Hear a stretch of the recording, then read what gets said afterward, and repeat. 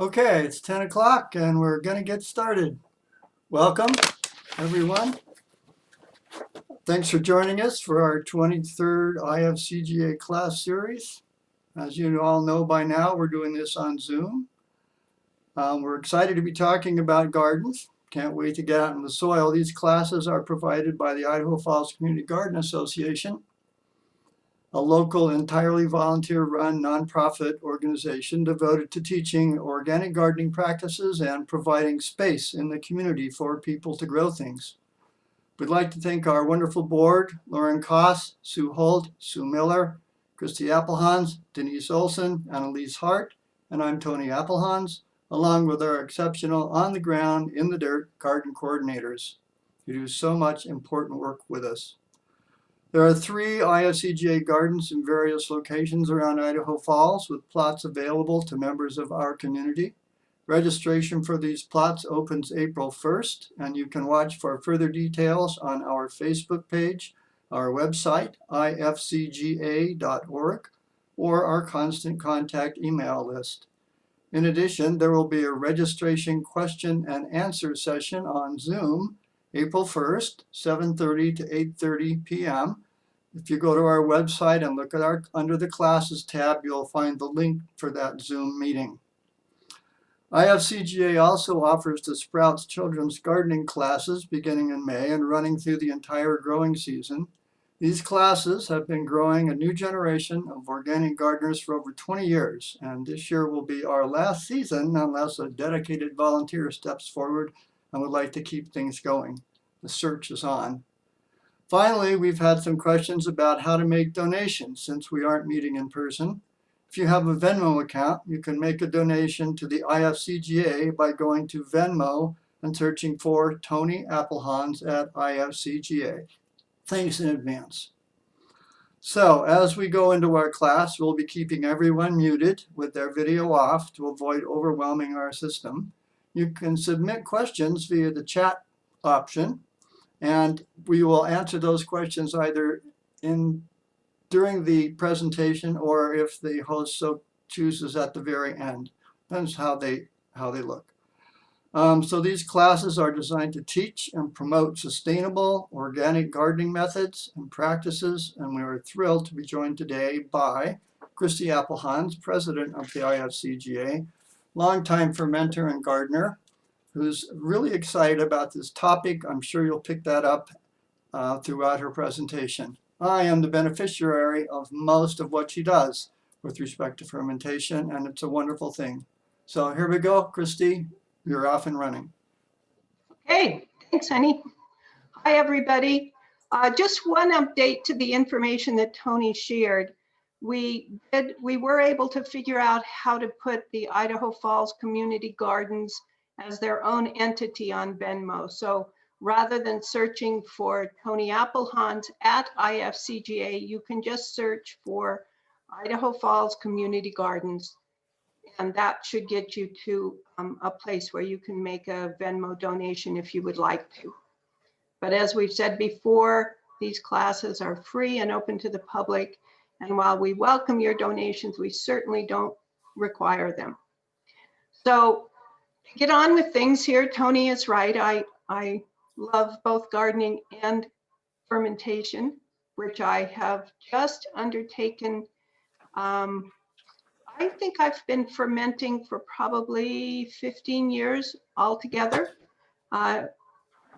Tony's dad actually was the one who first inspired my interest in it. He talked about as a child on the Colorado Plains up in the northeast corner of Colorado about a pickle barrel that they had in their basement. And he would go down and scoop the mold aside from the top of the pickle barrel and just reach down in it and pull himself up a giant pickle. And he talked about it with such fondness. I thought, well, this sounds like an interesting pursuit. And I began to explore it first with fermenting pickles, and then it expanded from there. And that's the experience that I'd like to share with you today. We're going to go through the presentation and break at various points. Tony will interrupt me with questions if it's appropriate, or we'll stop in between segments. When the presentation is finished, we will be going over to our kitchen counter and doing a demo. So something for you to think about is, would you like to see a demo of sauerkraut, or would you like to see a demo of making whole grain mustard? And if we have time, we can do both, but at least for the moment, assuming that we don't have enough time to do both, you can choose which one we work on. So with that, let's begin this process of learning about the basics of fermentation. So this is what we'll be going through today. We'll do an intro to ferments, and then a little bit on the history of fermentation. It won't be a history class, and there will be no exam. Then we'll go into fermentation biology so that you understand the process that is taking place when you're fermenting. And then fermentation basics, the how-to to actually begin using some of these principles and making some delicious stuff. Then some fermentation recipes. I don't include all of the fermentation recipes that I have used because it's a lot. There are some good ones there, and they're fairly simple. I tried to choose the ones that were pretty straightforward. And then finally, the fermentation practicum, where we'll do a demonstration of how to do one or two of the ferments that we discuss. So with that, let's get into our intro to ferments. If you haven't figured out how to use your chat, either at the very upper edge of your screen or the lower edge, depending on what device you're using, you should be able to pull up a toolbar that has a chat function on it. And click on that chat function. That allows you to type in a question, and then you have to be sure to send it. We've had quite a few that got hung up because they didn't actually get sent. But you're going to have an opportunity to weigh in on a couple of things here. And so if you access your chat function, that will allow you to do that. So one of the things I'm wondering about, and in an in-person classroom, I would just have you raise your hand, but I'm wondering if the people who are here for this class have a lot of experience with fermentation, or no experience with fermentation, or something in between. That will kind of inform how much depth I get into as we're going through this. The other thing that we would have this discussion as an interactive one if we were in person, but I'm wondering, and we will discuss, what's the difference between fermentation and pickling? And because we can't have that give and take, I'm just going to tell you that pickling is a process whereby you add a souring agent, typically vinegar, and typically you heat that product so that it will preserve at room temperature for a longer period of time. Fermentation involves no heat, and it's the action, the biological action that takes place is all a result of the bacteria and yeast and things that are in there. So when you have pickled green beans, for instance, it's an entirely different flavor than if you have fermented green beans. Fermented beans are much less sharp, acidic tasting, and have a little more, in my opinion, a little more depth of flavor. So we'll be exploring the fermentation process, not the pickling process. Another opportunity for you to use your chat function is to share with me what it is you hope to come away from this class having learned. And if it's within my knowledge base, I'm glad to share it with you. If not, I can direct you, and we have resources at the end of this presentation that will direct you to many other places to get good, reliable knowledge about fermentation. And we will be taking a look here shortly at a fermentation sampler of a whole bunch of the different vegetables and grains and things that you can ferment. That'll be broken into two parts because some of them are still sitting in the warmer part of the kitchen because I stuck them in the fridge last night and I want them to get bubbly again so you can really see that action. So here's our fermentation sampler. This is just a portion of the many things that are in our culinary world that are fermented. Some of them are quite surprising. I'm going to show you some of these. All of the things that are in bold type are things that I have personally had experience with. But they are all fermented products. You'll note that in the vinegar section, there are a couple asterisks there, and that is to note that typically if you have raspberry, tarragon, tomato vinegars, those are typically not fermented. You can, and I have, kind of by accident, made true tomato vinegar. Came as a result of my son having been traveling and coming across a really delicious vinegar that was a tomato vinegar. He thought it was truly a fermented vinegar. Ultimately, we learned that it was not. It was an infusion. But in the meantime, I figured out how to make tomato vinegar from tomato juice. And so subsequently, he got true tomato vinegar infused with dried tomatoes. That was pretty spectacular. So I'm going to turn the computer away from me right now and get you looking at the ferments that that I've gotten out to show you. How's that look, Tony? Pretty good. Okay, so there's such a variety. Let's just start with these guys. This is a whole grain mustard. It's one of the things that we can start making today if you're interested. One of the simpler ferments, it's very straightforward, and it doesn't require, other than mustard seed and vinegar and salt and a little beer if you want it. Cultured butter. This is another delicious addition to your culinary life. Also very straightforward to make.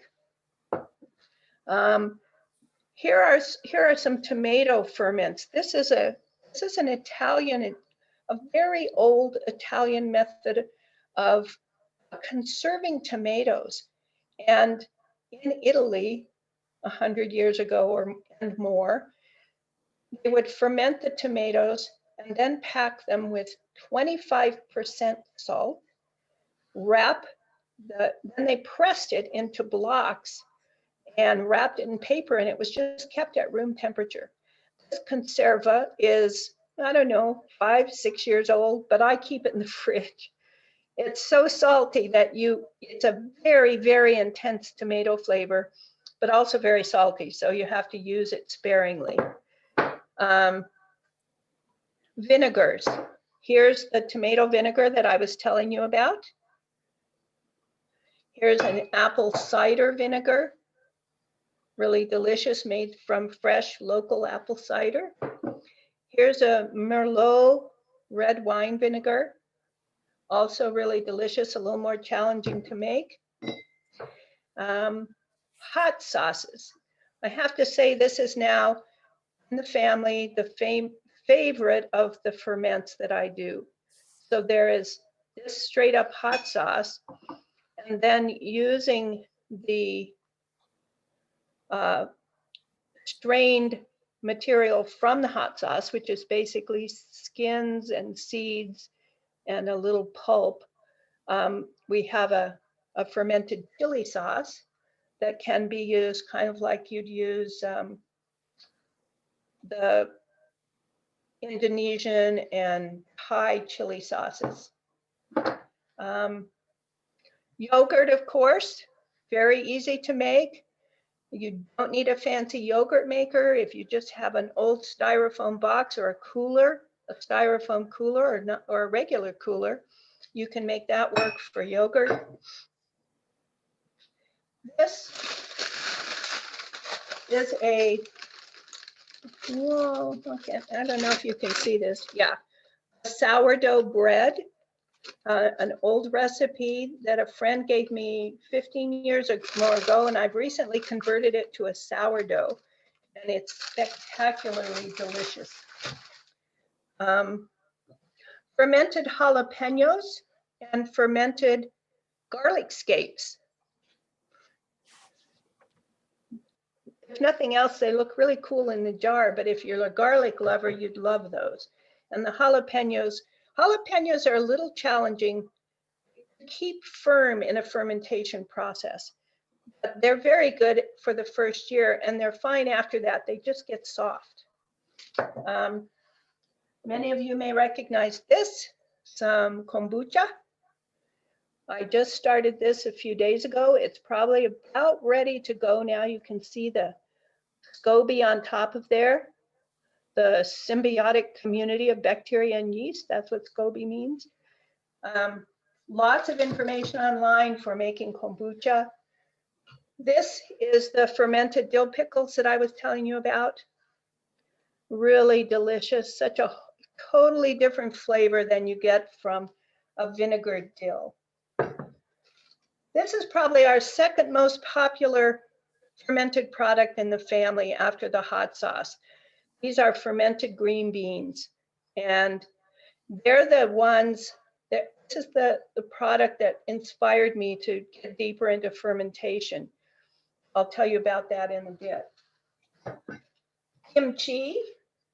This is a very mild kimchi. The recipe is included.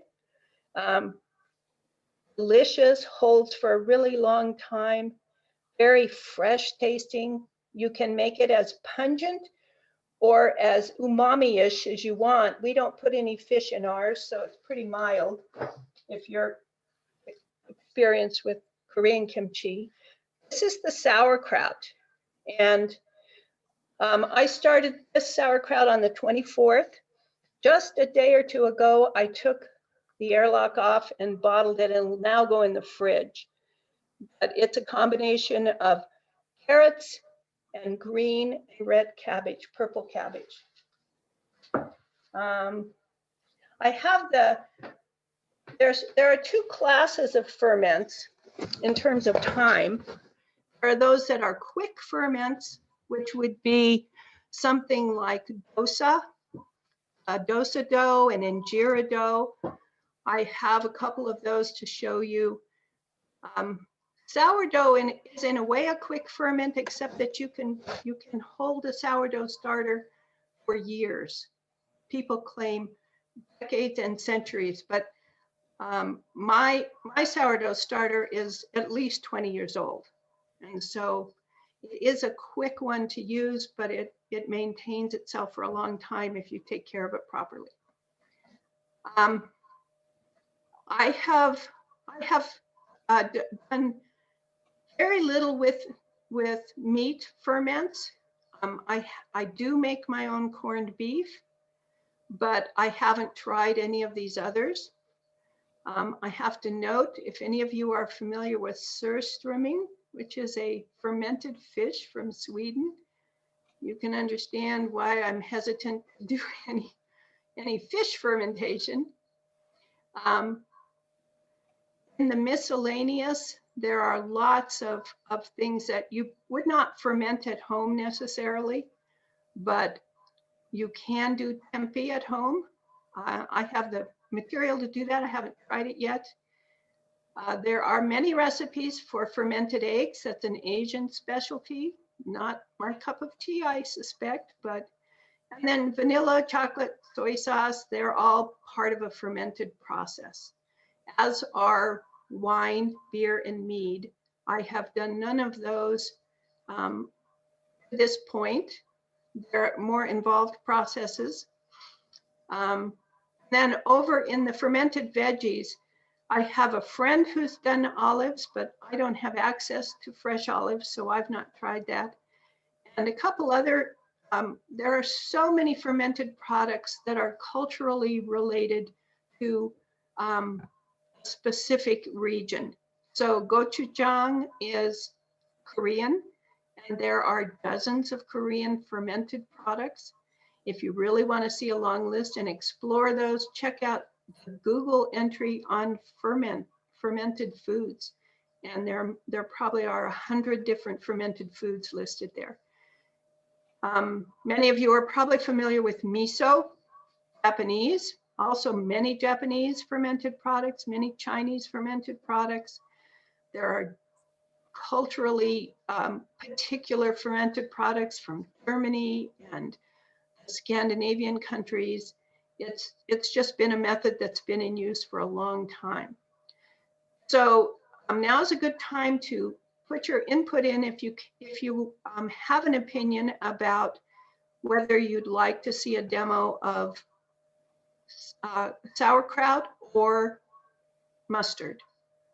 And we'll just see where we are when we get through the presentation and see how much time we have. Okay. Okay, Christy, in response to a couple of your questions, we have people with no experience and some people with medium experience. Okay. One lady is looking forward to making fermented foods for her husband because he likes them so much. It'll And be I can worth tell it. you that the mustard is winning hands down. Oh, really? Okay. All right, so let's move on. Talk about what fermentation is. So it's the transformation of food. It's accomplished by bacteria and fungi and their enzymes. And it can be as quick as a bread dough that you put in the fridge to retard overnight. And there are a lot of enzymes that get active in there and give really extraordinary flavors to the bread, but it happens very quickly. And then there are cheeses that are fermented and held for years, 4 or 5 years, some cheeses. So that action can be either fairly quick or really extended. Very often the transformations that happen are ones that we would normally accomplish with heat. And we'll talk about that in a little more detail.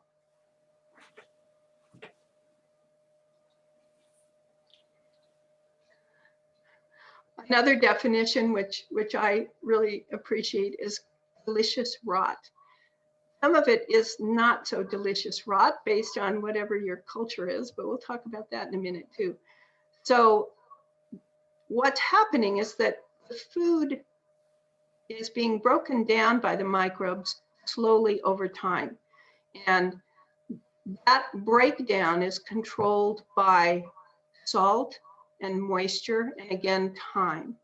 So if I were to put that bread dough in the refrigerator for 4 days or 5 days, a whole different process would have unfolded because of the time variable. If I were to make sauerkraut with no salt in it, which you can do, it's the process would unfold in a different way. And of course, if you're making bread or beer or those kinds of things, you need moisture in those processes to initiate the action that you want to have happen. So any other questions at this point, Tony? No. Okay. So history of fermentation. I was just reading something yesterday that I was talking about some investigations in Pompeii, perhaps, that's indicated that the material they'd found there was over 8,000 years old. So it comes from the Latin word fervere, meaning to boil. And if you've seen something actively fermenting, you'll understand what that why that came to be the term that was applied. It isn't something that we invented. It's something that we observed, we saw the benefits of it, and then we learned how to cultivate it. Very similar to a lot of our seed acquisitions. We observed, realized that they were beneficial, and then began selecting to improve that particular strain. The same thing has happened with the processes of fermentation. There is clear evidence that fermentation's been going on for at least 8,000 to 10,000 years. And some recent reading that I did, there are anthropologists who believe that there were fermentation processes being used long before that as a method, particularly in this North Country where we are, for preserving meat through cold winters. And we'll talk about that in a little while, but that's thought to be even older than this. A recent study that did a DNA analysis found that there were different fruits and honey and rice that had been involved in fermentation processes from 7,000 BC, so 9,000 plus years ago.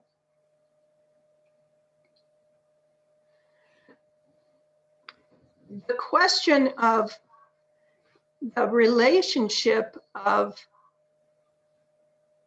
excuse me, let me get this off of here. Okay, the relationship of the human species to microorganisms is a very complicated one. We didn't evolve in isolation. We've evolved in the company of each other.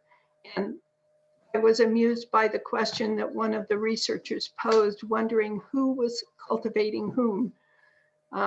Good question. We evolved together, and the purposes that we serve for each other have continued to shift over those periods of time too. Only 40% of our cells are distinctly human. I've recently seen a number that was down at 1%. The remainder are microorganisms. So you can see that our relationship with microorganisms has clearly been a win-win. And we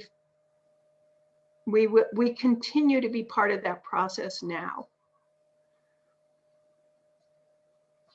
There are estimates, these numbers are sort of mind-boggling, that there are from millions to trillions of species of microorganisms, most of which we have not identified.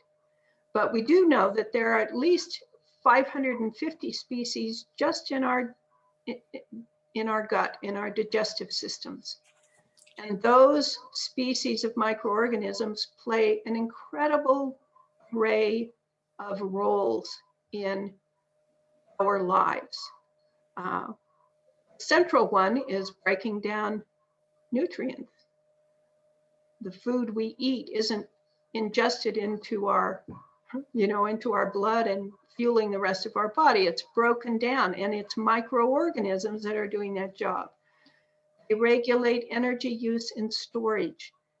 They regulate acidity. If you have a healthy gut, they outcompete pathogenic bacteria. And they've even discovered that they modulate immune response. So it makes you wonder why we have such a war on bacteria. I think this has really started to change in the last 10 to 15 years as we've come to appreciate just how reliant and how interrelated we are with the microbial world. But even now, you will still hear people pushing antibacterial everything. And yet, they're not our enemy. They are partners with us in being healthy and vigorous people. One example of this is Helicobacter pylori, which is the bacteria that was found to be responsible for ulcers. For a long time, a whole other array of reasons was speculated upon. But in, I don't know, the mid 80s, early 90s, they discovered that it was actually this bacteria in particular. So it became targeted for eradication. They found when they were successful in eradicating it, that it had impacts on the acidity in the stomach, on appetite, on immune responses, even on asthma. And what conclusions that have been drawn from that is that, as with most things, if the system gets out of balance, then it can cause problems, i.e. ulcers. But if it's in balance and it plays positive roles in that scenario, you don't want to eliminate it. You want to get the balance back. The same thing in your garden. You know, you have a lot of microorganisms in your soil and on your plants. And as long as they are in balance, you generally have a healthy and vigorous garden. So it's about balance, and that's true with bacteria and other microorganisms in our gut, on our skin, and everywhere else. Sandor Katz has written a really wonderful book about fermentation called The Art of Fermentation. And in that, he says, rather than distancing ourselves from the larger web of life, we should reclaim these relationships. And he is all about fermentation. He's a crazy fermenter. I had the pleasure of taking a class from him when our first grandson was born. He was born late, and during that period of time when we were waiting, there was a class being taught by Sandor Katz, which I attended, and his enthusiasm and knowledge about fermentation is incredible. He really loves it. And I highly recommend that book. It's one of the things that I have included in the resources. So Tony, any questions before I go to the next section? Not really any questions. Mustard's still winning. All right. So what is the biology of fermentation? What's happening when we pack all this stuff into a jar, put a little salt in it, and then just let it sit? So what's happening is we're converting carbohydrates to alcohol, acid, and or gases by the action of the bacteria and the fungi, including yeast, that are present. And it can be one or the other, or all three of those, depending on what fermentation process and what the substrate that you're using is. So this is the basic process that's happening. Here are some of the guys that are part of the picture. So I'm going to pop right down to this one because this tells you where those play a role. So the leuconostoc mesenteroides is involved in sauerkraut, kimchi, pickles. Aspergillus oryzae is soy sauce, miso, and I am hiding this last one, so I don't know what it says, but hopefully you can see it. I wonder if I can move myself here. Oh, sake, okay. Acetobacter, that's part of making vinegar. It's also in the kombucha process. Saccharomyces cerevisiae, that's this little guy.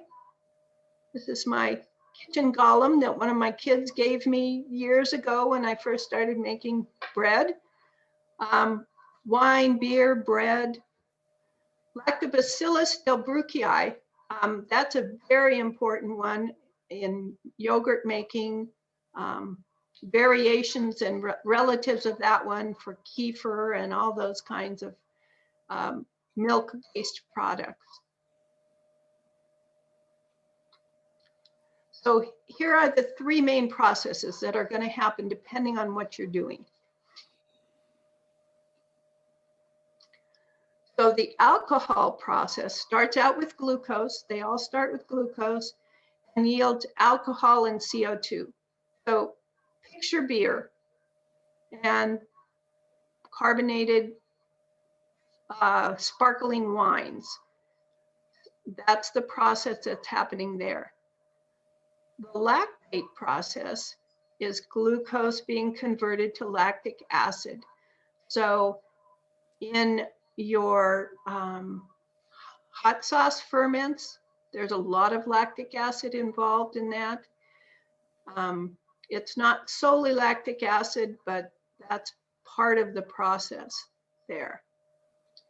And this is the most common one, the heterolactic process, in which you have glucose and you're getting lactic acid, a little bit of alcohol to a lot, depending on what you're doing, and CO2, which is the origin of all the bubbles that you see in something that's vigorously fermenting. When my hot sauce, even when this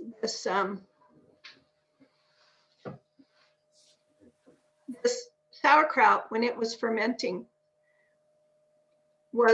you could watch the bubbles. I had an airlock on the top of it, and the bubbles were just rising up all throughout this and coming out and being released through the airlock.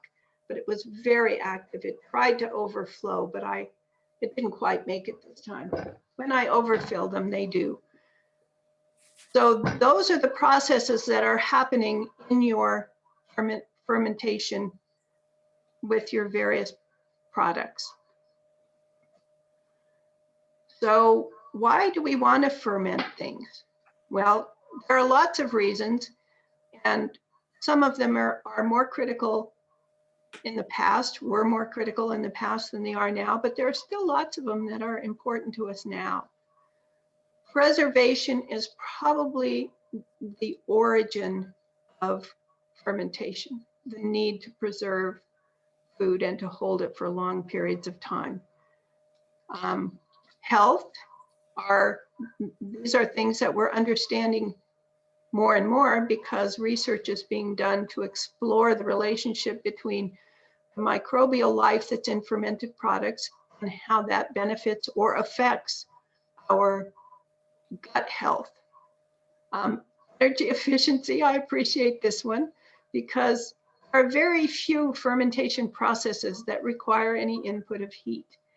And then, of course, the one that probably motivates people more than anything now is flavor. The benefits to flavor that are brought by the process.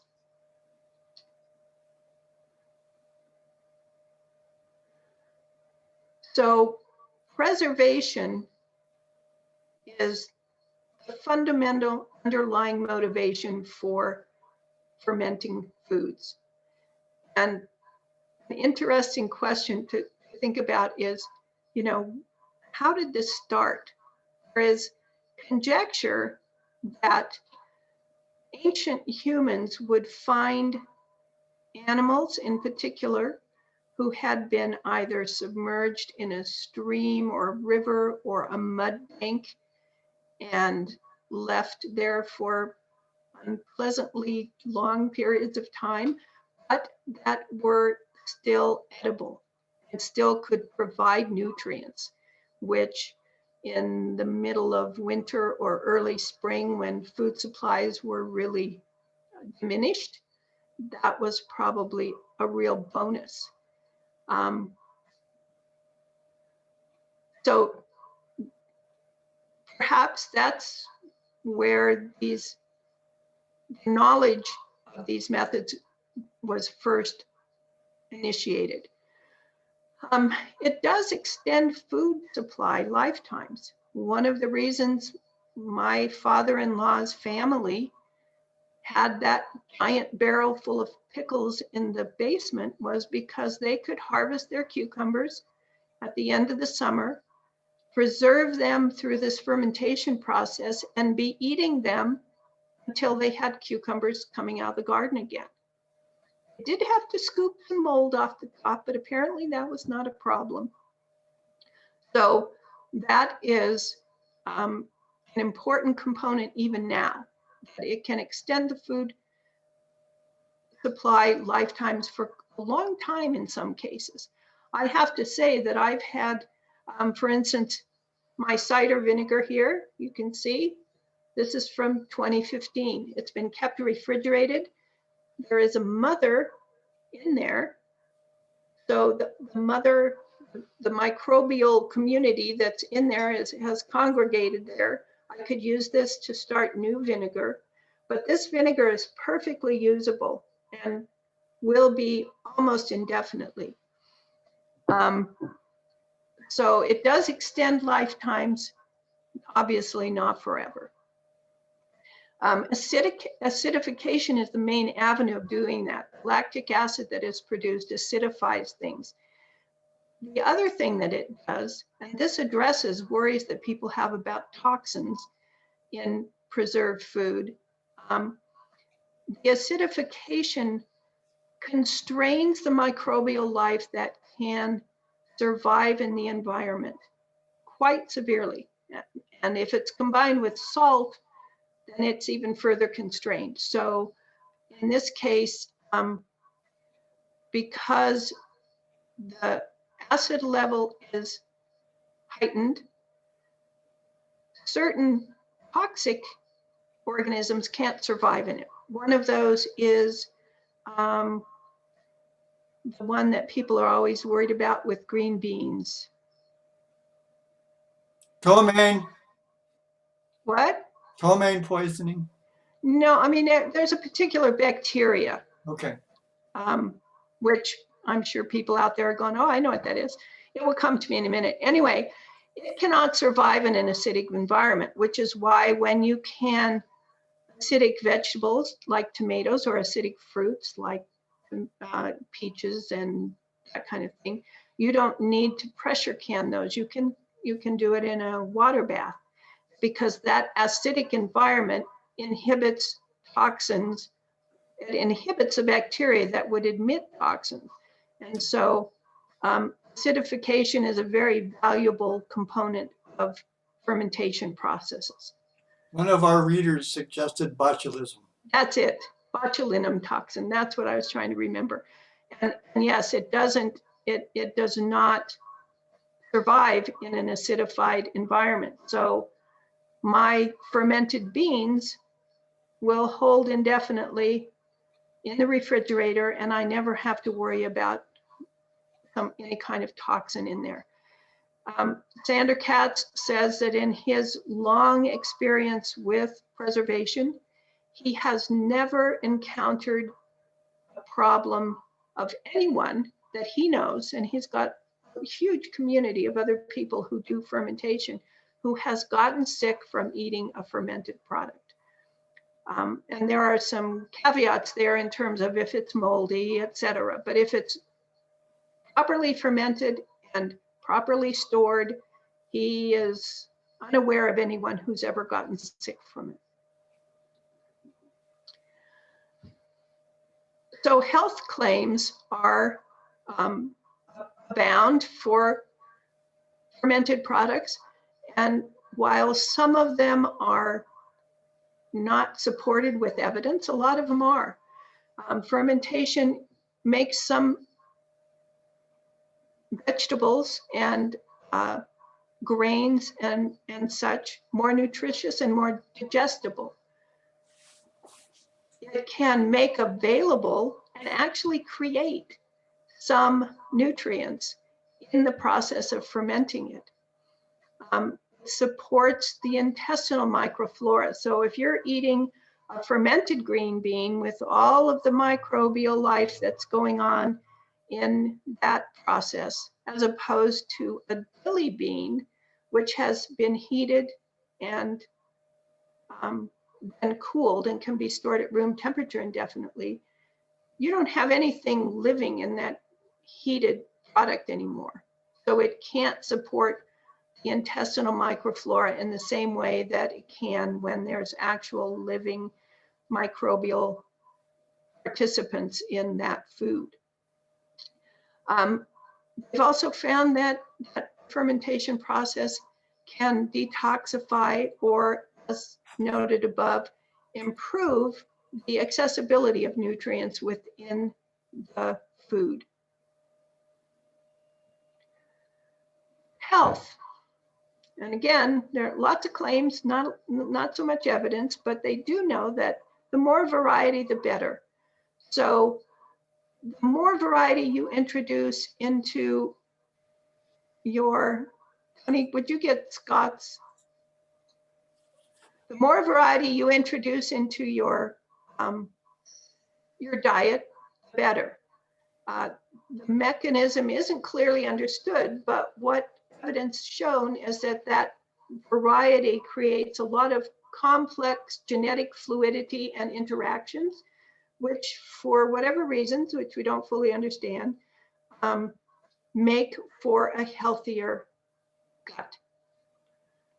A lot of claims, not so much evidence, but there have been some decent studies that have shown relationships between gut health and microbial health in the gut, to Alzheimer's, to cancer, to obesity. Those are all being explored, and it'll be really interesting over the next 5-10 years to see if there are direct verifiable connections between the variety of microorganisms in the gut and these health issues. It isn't a miracle cure, although that claim is occasionally made. It is a helpful addition, and it will support good health. And here's the energy efficiency one. You don't often, in fact, I can't think of any of mine. Oh, I take that back. Yogurt and cheeses, those definitely require some energy input because of the way we do it. I'm sure initially it was done without any additional input. You do heat the milk and then add your culture. And so there is some additional energy input, but most of them there is not. You don't need to cook anything. In fact, you don't want to cook anything. Okay, flavor. So the flavor is obviously widely varied. If you see the list of fermented products that's on, I think it was Wikipedia, it's bound to be an enormous range in flavors. And as I said earlier, it can be delicious to disgusting depending on your cultural heritage. In Sweden, they have eaten surströmming for literally centuries, and it is a cultural foundational food for them. It's very special. It isn't eaten frequently, but it's very much a part of their culture. There are really interesting fermented fishes and things in Eastern cuisine that most of us here would probably turn green just smelling them, but they are considered delicacies. So it does depend on where you start and what you've been exposed to. I thought this quote was amusing. Between fresh and rotten is a creative space in which some of the most compelling flavors arise. One culture's culinary achievement is sometimes another's nightmare. That would certainly apply to surströmming, which they literally tell you not to open in the house. And one description of it I read said it was the worst smelling fermented product that this person had ever encountered, including many of the fermented fishes and eggs that are in the some of the Eastern cultures. But many of the flavors are delightful, even to our sort of spoiled Western tastes. Okay, I'll stop for a minute, Tony, and inquire about questions. No questions. Okay, fermentation basics. What you're seeing here in the very center is a jar of mixed vegetables that's just been put into the fermenting process. And you'll notice in there that there's some purple cauliflower.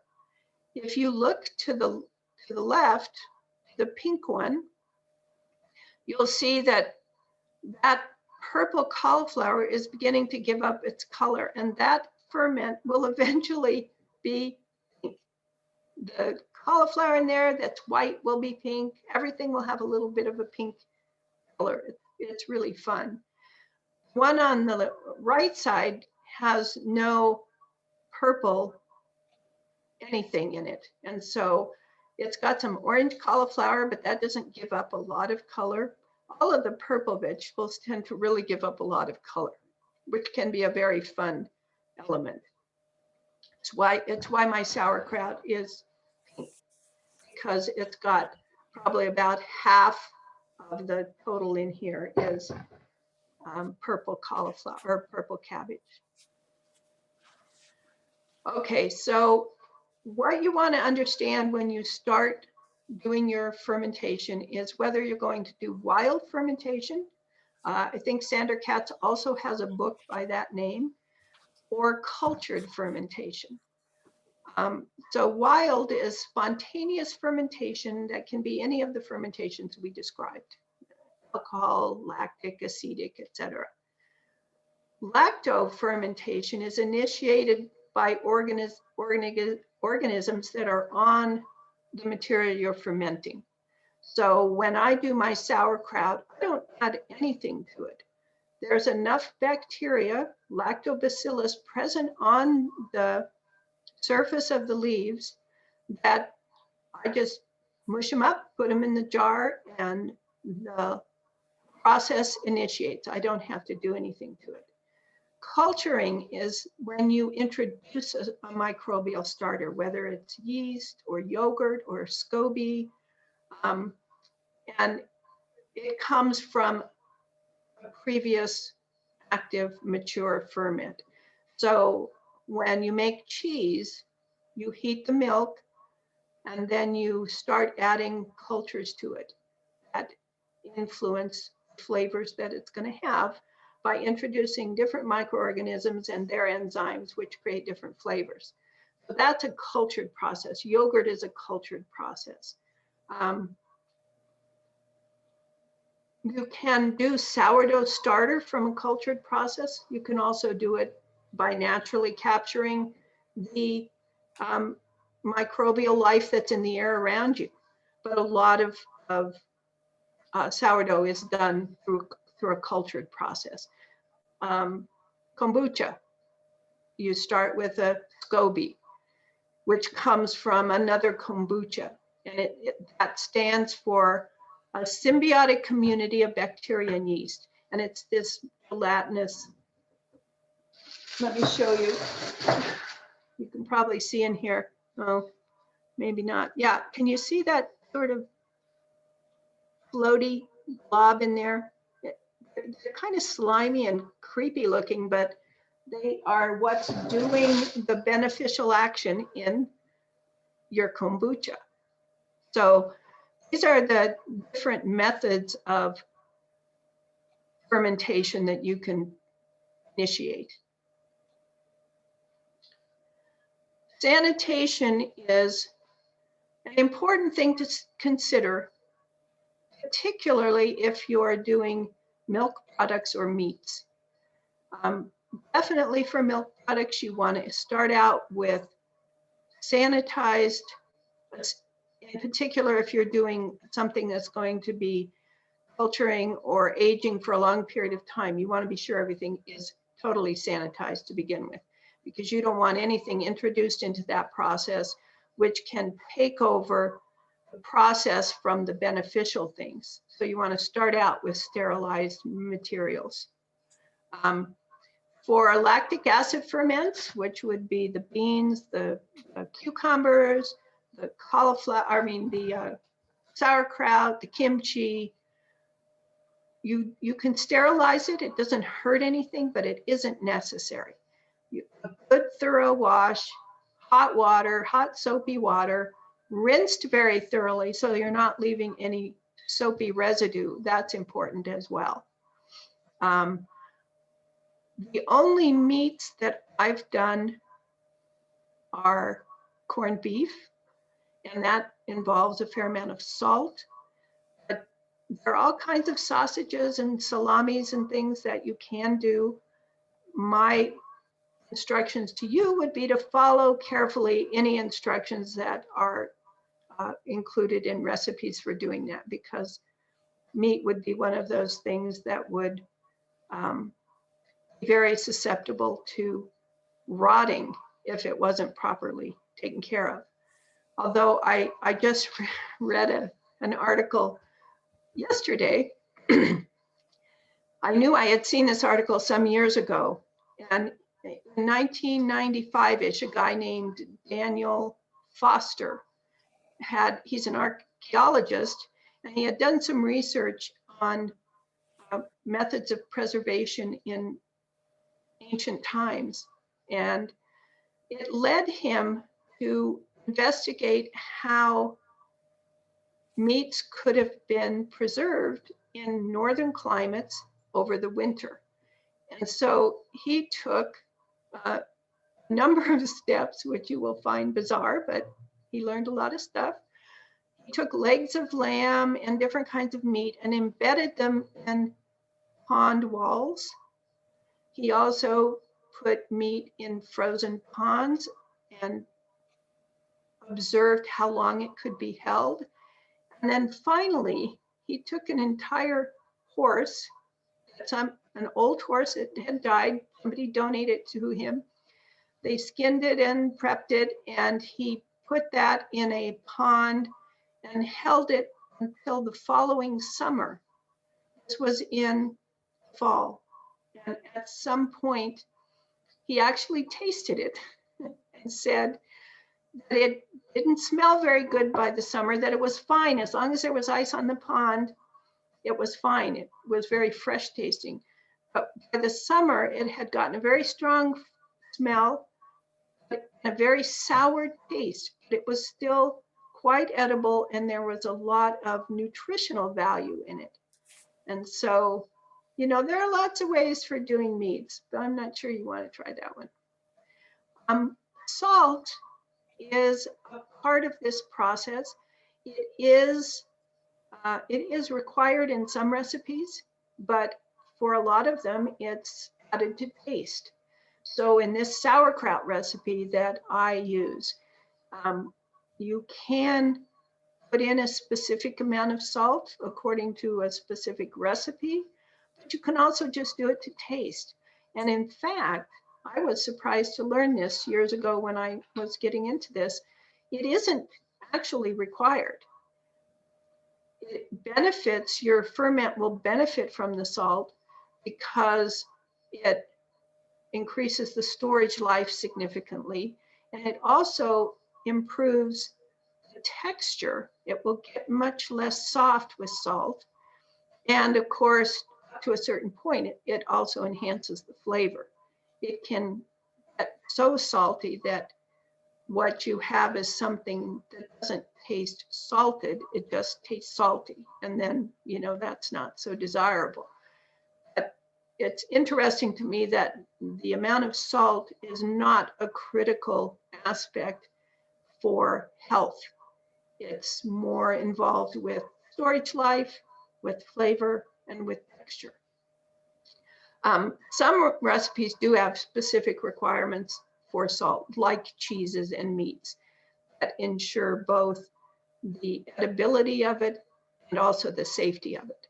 But for the lacto ferments, like your veggies, typically hot sauce, those are a little more flexible. What kind of salt? So there's a lot of discussion on that question. with some people saying, you know, you should never use table salt, you should only use sea salt, etc. The only salt that I would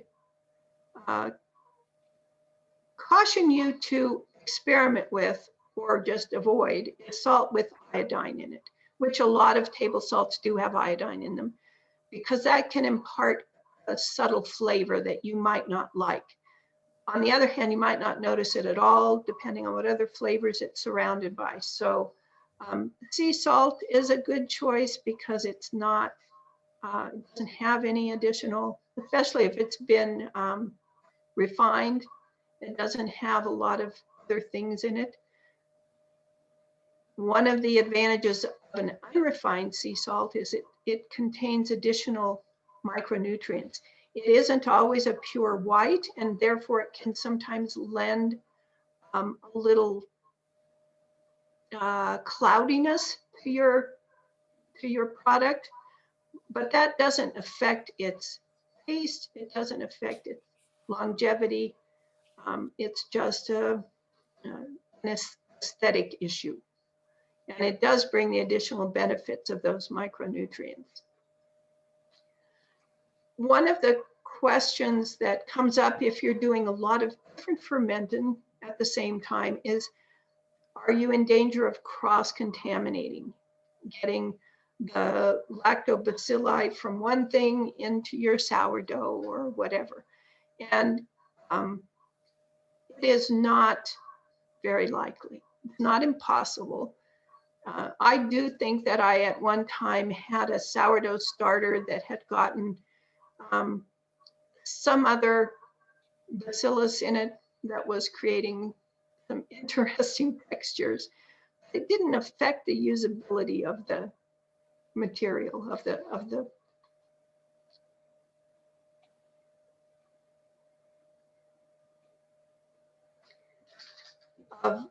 starter itself.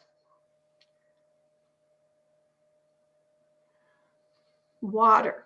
So you don't want to use chlorinated water. That's kind of the basic thing here. If you've got well water, great. If you've got filtered water, great. If it is chlorinated, you can treat that in a number of ways. You can boil it and then cool it. You can filter it, or you can let it sit at room temp for a couple of days with a maximum surface area so that the chlorine can outgas off of that. One of the things that has come up in the last few years is that there are some more stable forms of chlorine that are being used in water systems. And the problem with chlorine is that it's an antibacterial. So if you've got a stable form of chlorine in your water, you'll have to check with the water department to find that out. But if you have a stable form of chlorine in your water, it won't break down as easily.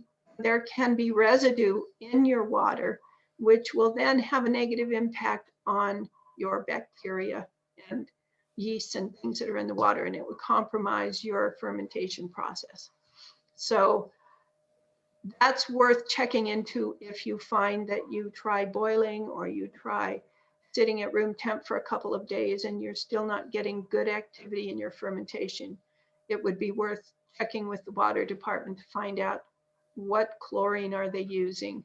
And in that case, then you would just use bottled water, or go to your neighbor's house who has a filter and borrow some water for them or whatever. So what kind of vessels can you use for fermenting? And it depends a lot on the process. There are specialized vessels for almost every kind of fermenting. You can have special crocks for making pickles and sauerkraut. And obviously, if you're doing alcohol fermentation, you're going to have carboys and airlocks and a whole different set of things. But mostly clean, intact glass jars are a really good choice. I have a lovely crock that Tony gave me for sauerkraut or pickles many years ago. It's so big, it's like 3 gallons. And it was just too much. We couldn't use it and efficiently. And so I've graduated to either half-gallon or quart jars. They work great. It's not too much of any one thing. You can put them in the refrigerator to hold them. They don't interact, they're inert, so they're not going to interact with the acidic stuff that's inside. Jars or bottles, you know, these are great for putting your vinegar up, but again, they're glass. As I said, there are lots of specialized vessels, some of which you have to have for a particular process, like beer or winemaking. Others that are just cool, and you know, you might choose to use them, but you might not necessarily have to use them. If you're making a lot of something, you can use large wooden barrels, and in fact, those can have both pros and cons. There's a cheesemaker in a convent back in the East somewhere who was required to stop using the wooden barrels that they were using for some part of the process when they were making cheese. The health department came in and said, "Oh, you can't do that. That's terrible." And so they started using stainless steel, great big containers to do the same job. And they began having serious problems with molds and things that were developing. And they finally got the health department to come back in and look at the comparison they did between the barrels and the stainless steel. And it turns out that those barrels were housing beneficial bacteria that were controlling the environment in that milk part of the process of their cheese making, and keeping the bad bacteria at bay. And when they moved to this very sterile stainless steel process, those bacteria were missing. Eventually, the health department actually gave them permission to go back to using their original decades old barrels to do that job. I'm sure there are disadvantages as well. I don't imagine too many of you are going to do so much sauerkraut or pickles that you want to do a barrel, but you can. Most processes do not benefit from being in metal or plastic. Metal, particularly with the acetic acid, the lactic acid processes, because there can be an interaction between the metal and the acid production that's going on during the process, especially if it's not a metal that is stainless steel. But even stainless steel is not recommended, interestingly, because the acidic environment has a particular interaction with the metal which affects the microorganisms. And I don't understand the chemistry of that, but I believe that it's the case. Plastics, it's more a question of, is that food safe plastic? What kind of interaction might go on between the acidic environment that the bacteria and yeasts are creating and the plastic, and might there be some exchange that you don't want going on there? Again, that's the advantage of glass. It's inert. If you're using old crocks, ceramic is a good choice for a lot of these processes. Sure, that they're crack-free, because that creates problems, as I've discovered. And also be sure that they're lead-free, because if it's a really old crock, it could have a lead glaze, and you obviously wouldn't want that. Some other options that would be very interesting, but I can't claim to have tried, are using gourds as your fermentation vessel, which would be kind of fun to try. It would obviously have to be dried and cleared out, and then fermentation product being put into the gourd and some kind of covering on it. It would be a fun thing. If anybody tries that, let me know. Ponds, as I described earlier, you know, if you got a pond nearby and it's icy, just throw your chicken out there this winter. And there's also a process of pit fermenting in the East Asia somewhere, they ferment whole cabbages in pits in the ground. I don't know all the particulars of how that works, but they've been doing it for centuries and they're still kicking over there, so it must work. But those are some kind of off the grid methods you can explore if you're interested. Another question which comes into fermentation is whether or not sunlight should be part of the picture. Typically not. There are some very large commercial pickling enterprises that have giant barrels, I mean hundreds of gallons of some kind of food safe plastic, and they do their fermentation process outside in the sun because that controls the mold. Most processes do not recommend sun because it changes the microbiology in the product and therefore impact the nutrients that were available. So all of my fermentation is done out of the direct sun. It doesn't matter if there's light typically, but you don't want direct sun on your fermenting vessels.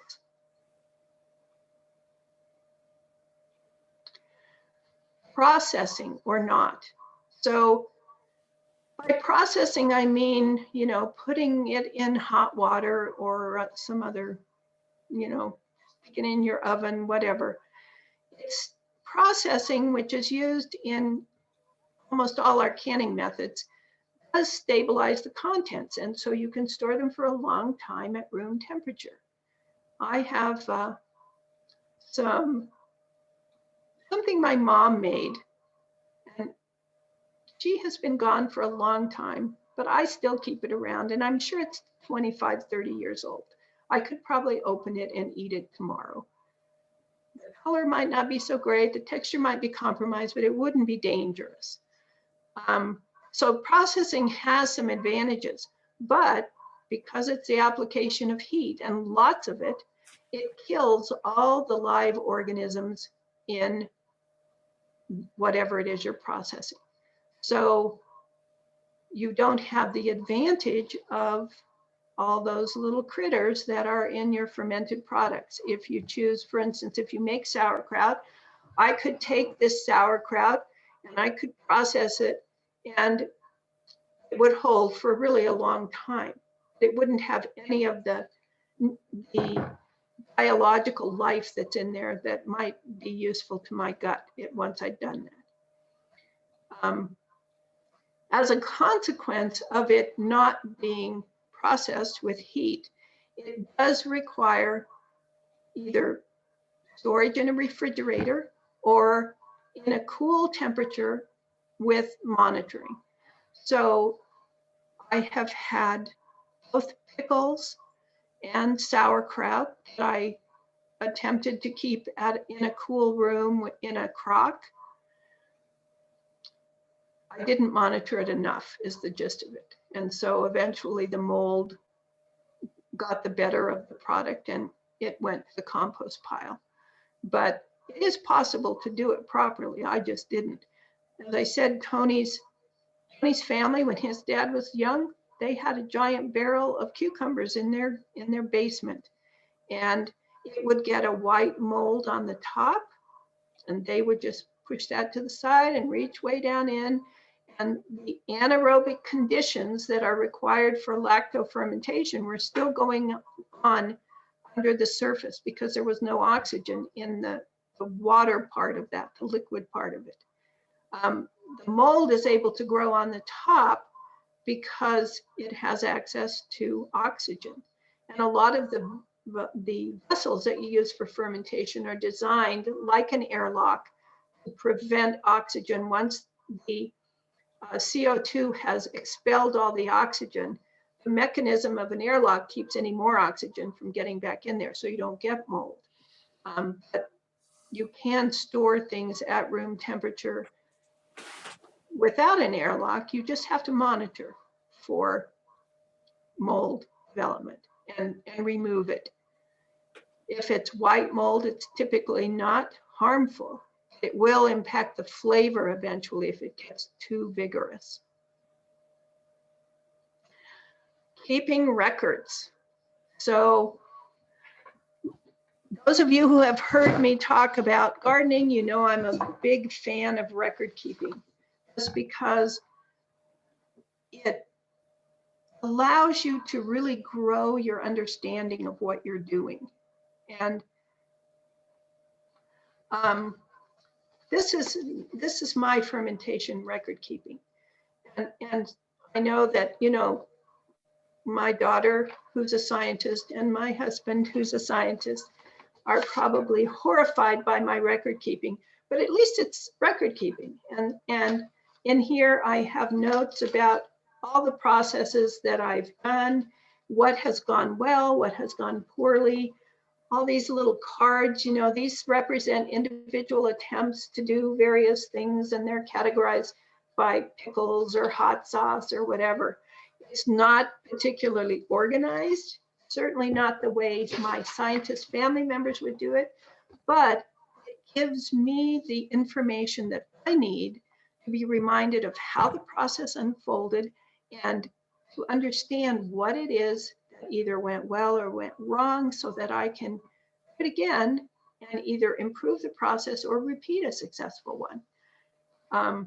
So I highly recommend that you get some kind of a notebook. It doesn't have to be fancy. It doesn't have to be precise, but it allows you to keep enough information so you know what happened that last time that we loved or that we hated. And in either case, you want to be able to remember that and inform your next effort with that information.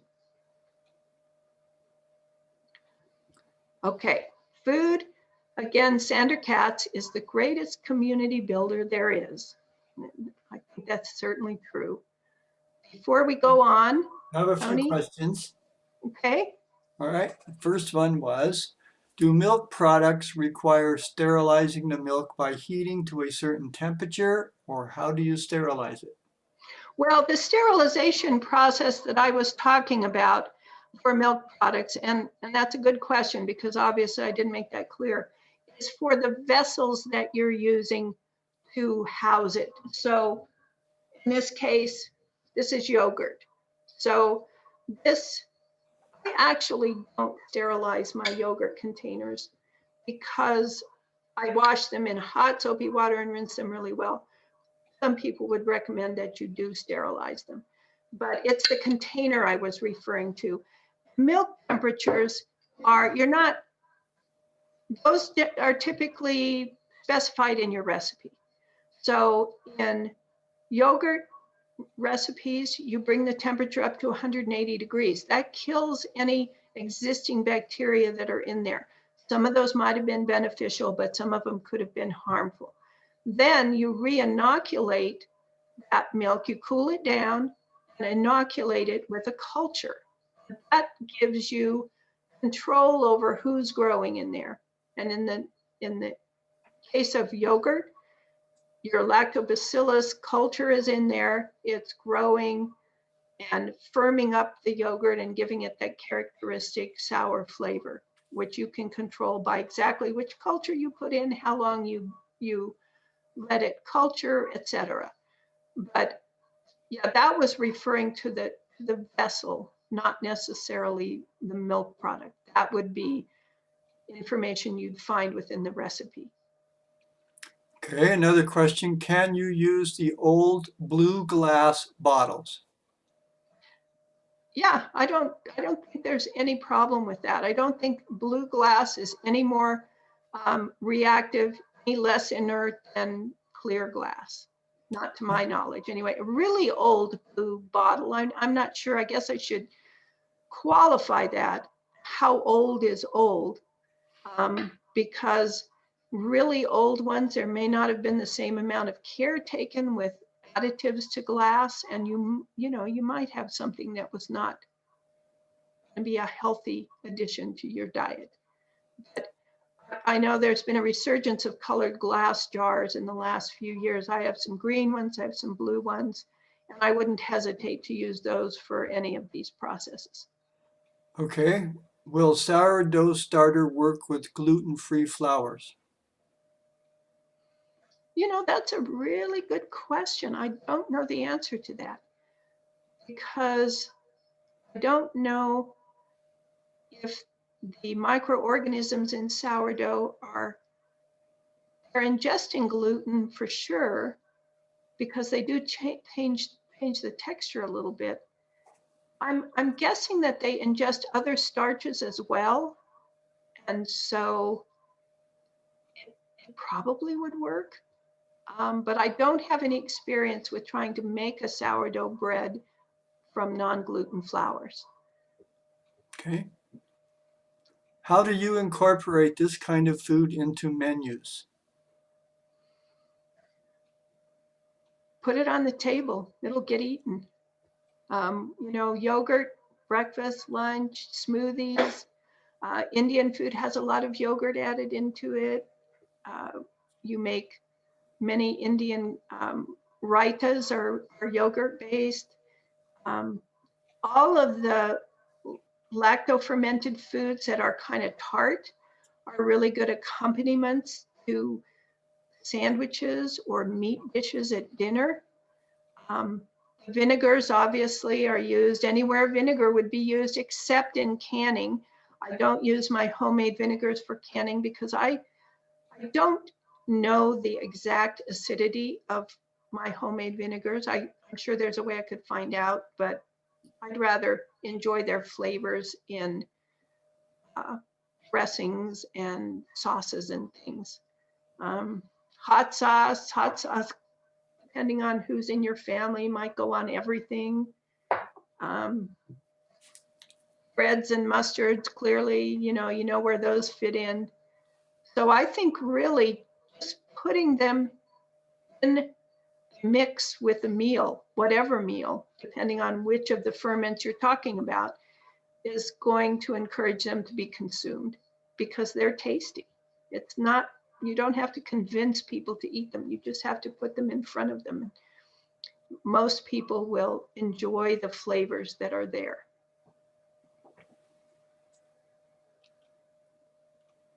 Any other questions? I think that's it. Okay.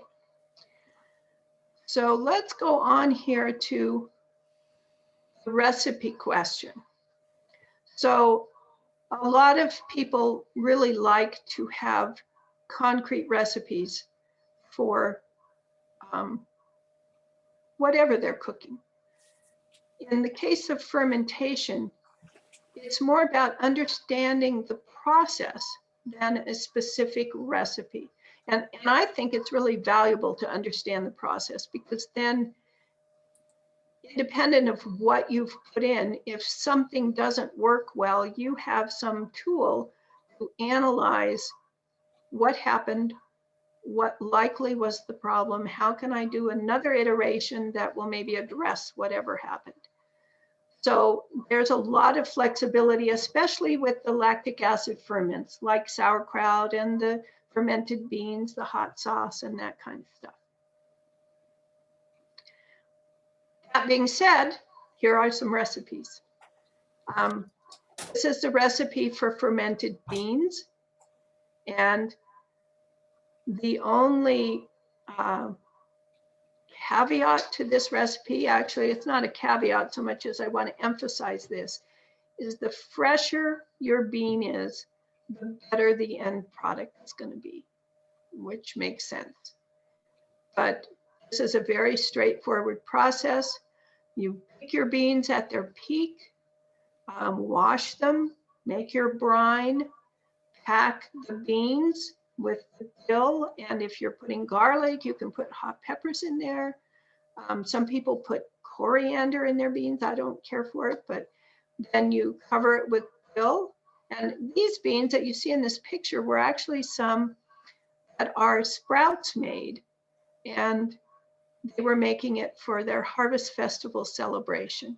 You can see that it's covered with cheesecloth and a ring.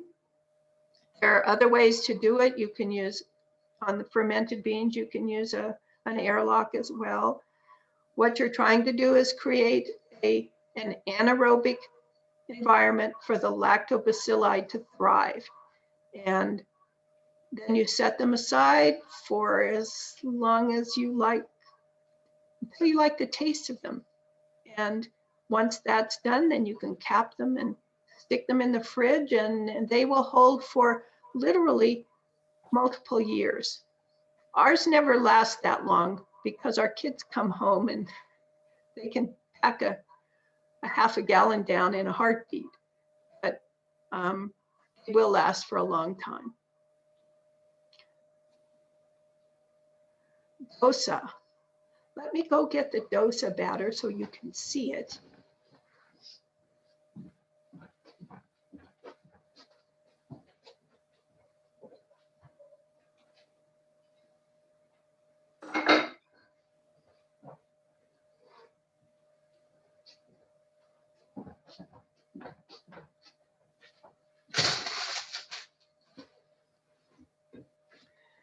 So here's the dosa batter. I don't know if that's a very good picture. It's just warming up now. You can see how light it is. Pretty soon it's going to start, bubbles are actually going to start erupting from the surface now that it's warming up. This is a batter that's used to make an Indian delicacy called a dosa. And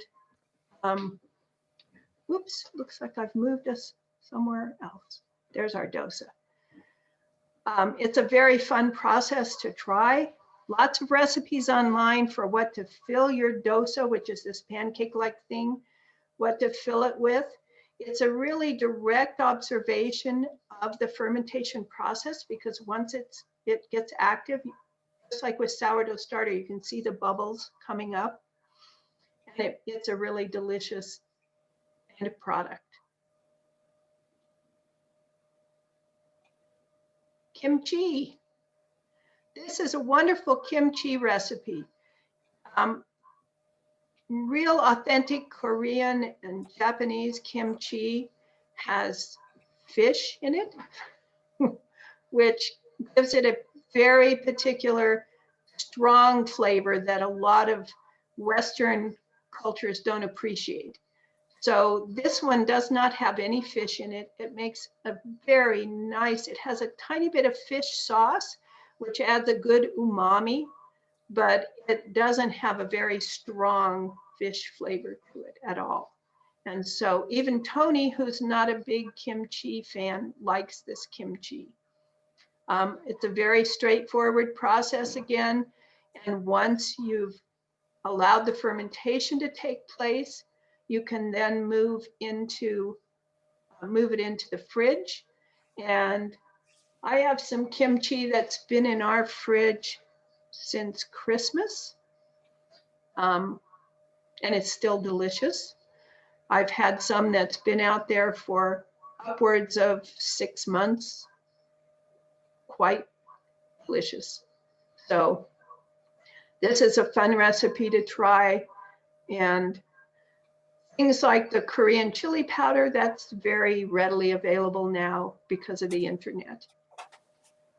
And you can find daikon in almost every grocery store now. Creme fraiche, who knew? It was so simple. Some heavy whipping cream, some cultured buttermilk, just from the grocery store. You can also buy cultures for these things, but you can just use cultured buttermilk.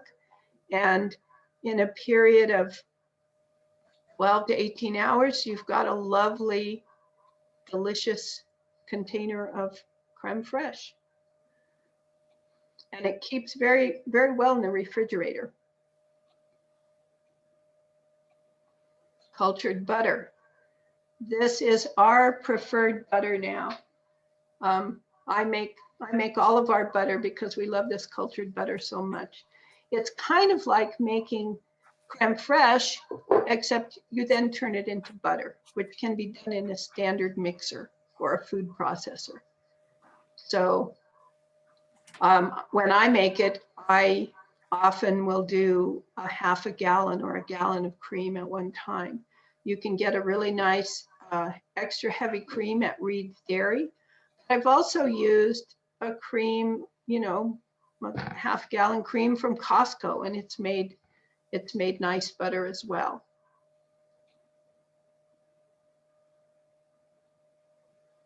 Yogurt. This is one of the more straightforward ones. You can certainly buy a yogurt culture.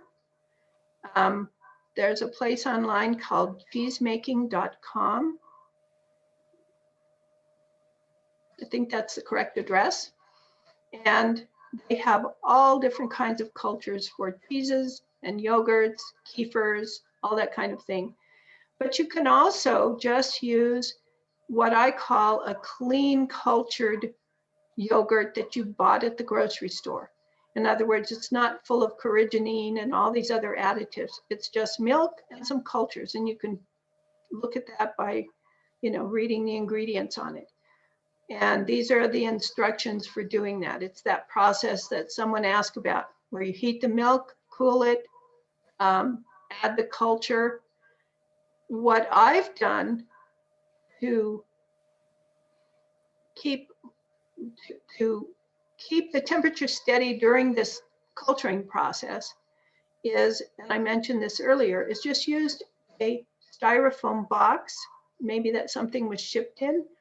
You could use a cooler, and you put in your yogurt and then some additional jars of warm water if there's a lot of empty space, and let it sit in there. And the target temp is easily maintained doing that. Here's the mustard recipe, which I guess is still winning. Yeah. This is such an easy recipe. You will really appreciate this, and the result is delicious. So we will try that here in a little bit. Sauerkraut. Okay, that's this guy. In fact, that is a picture of this jar. It's a very straightforward process. You're going to grate your cabbage or finely slice it. Really, you don't want to grate it. And if you want to add some carrots, some people add apples at this point. You can put spices in. You can keep it very simple and just have cabbage and salt. You crush the sliced cabbage. It's been salted. The salt draws the moisture out. And what you're trying to do is get enough liquid in your cabbage so that when you pack it into your jar, and that can be a pint jar, or it can be a gallon jar, or, you know, a 3-gallon or 10-gallon container of some kind. But you want to get enough liquid in it so that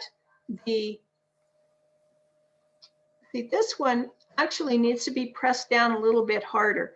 I don't know if you can tell, but the liquid's not quite up to the top of it. And I'm pressing down some containers in there to try and press the cabbage into the liquid so that the liquid rises up over the top of the cabbage. It's at that interface where oxygen is present, so it isn't submerged. The cabbage isn't submerged. That's where mold can develop. And that's why you want to have enough liquid in here that when pressed down, or just naturally, if you get that much liquid, it's the cabbage or whatever you've got in your fermentation vessel is completely covered. And I see that this one is not quite, so I will get a larger container in there and push down a little harder. What I do is lever a plastic lid in there and then some other device on top of that so that when I screw the lid down, it's pushing onto the sauerkraut. But once that is submerged in, once you've created enough liquid, which is coming out of your vegetables, then you've created an anaerobic environment, and that's where your lactic acid bacteria are going to thrive and make your sauerkraut tart. Also creating conditions that won't allow other things to survive in there. So this is a recipe that tells you how to do that. You can, if you don't get enough juice out of your cabbage, which can happen if the cabbage has dried out, you know, like this time of year, cabbage has been sitting around for quite a while. Depending on the storage conditions, it can be a little dehydrated, therefore you won't create quite as much liquid as you'd want. You can add a little water at the top. The more critical issue is to keep the anaerobic conditions intact. So if you had to add a little bit of water, that would be fine. You can also do what I'm going to attempt to do, which is to push down harder on the cabbage by various strategies to try and get it under the liquid. So this is a delicious recipe that is very straightforward to make. And as I said, you don't have to make a half a gallon, you can make a pint. You can make a quart, and you'll still have a tasty result. This is a new recipe. I haven't put this in before, but so many people love this hot sauce that I thought it was time to add it in. Again, it's a very straightforward process. You have to get enough peppers. I grow my own, so I know they're organic, so I don't have to worry about pesticides and herbicides on it. If you're buying your peppers, you will want to wash them carefully to be sure that you've extracted any kinds of stuff that might have been spread on them. And then the rest of this is pretty straightforward. It does require that you have a scale that has some precision, because you're going to weigh the peppers once they're prepared to go into the fermentation process. And you have to add salt by weight. So you don't want to have, you don't want to be guessing about what the weight is. You want to know so that you're sure you have the proper amount of salt in there. You go through the fermentation process. You can do one of two things. You can, once the fermentation is over, you can run it through something like a Victorio strainer, and then you'll have a very smooth sauce. The sauce would separate if it didn't have a little bit of xanthan gum in it, which you'll see in the instructions. Then you can use what's left from that as a hot pepper sauce that can go into various foods. The other method is to just take the whole mess, once it's fermented, put it in your blender and blend it up until it's done.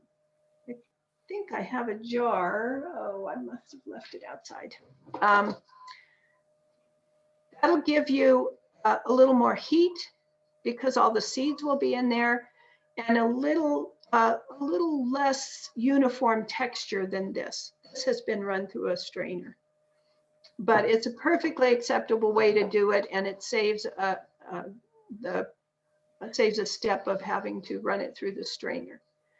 I do recommend a little bit of xanthan gum because this particular mixture will separate fairly significantly. You add vinegar to this at the end, equal to 25% of the volume of your peppers. And if you don't put an emulsifier in there like xanthan gum, very quickly this separates and you have a layer of liquid at the top and your solids down below. And with as little as, you know, a half a teaspoon in a big jar, you get a texture that is uniform and it doesn't break, which is kind of nice, but it's not required. So if you had any reason not to include that and not to do that step, it wouldn't impact the flavor or the storage capacity of your hot sauce. Any questions about the ones we've talked about so far, Tony? No, there are not. There's a comment that the Instapot works pretty good for yogurt. Yeah, if you can control that temperature to that range, it would be a perfect solution. Fermenting tomato seeds. If you were at our seed saving class last week, you'll know that that's a process that encourages germination from seeds because it removes a gelatinous germination inhibitor that the seeds naturally produce. And it's a very straightforward process to remove that gelatinous coating and then rinse your seeds and store them in a cool, dry place, and they'll last literally for many, many years. Okay, we're now on to resources. 2 books by Sander Katz. I highly recommend The Art of Fermentation. I don't have Wild Fermentation. That was his earlier book, but I've heard good things from people I know who do have it.